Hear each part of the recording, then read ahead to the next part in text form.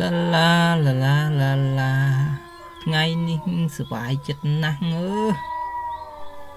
ថ្ងៃនេះអញដឹងថាចាប់កង្កែបបានច្រើនត្មងប៉ុន្តែដូចមានអារម្មណ៍ត្រជាក់ឆ្អឹងខ្នងមិនទេអាយប់វាជ្រៅហើយវាស្ងាត់ហើយកន្លែងនេះសិតតែភ្នៅខ្មៅទៀតអញដឹងមិនបានទេអើយបងសង្ហាចាំអូនផងបងសំឡាញ់បងឯងទៅណាលឿនម៉ែអាចចោលត្រូវគ្រាប់អញខំរត់តាមវាចង់ងាប់ចង់ក្រោយវាទៅបាត់ម៉ានអាចចោលមកសៀតគួរឲ្យខឹងចាំអូនផងបងសំឡាញ់ចាំអូនផង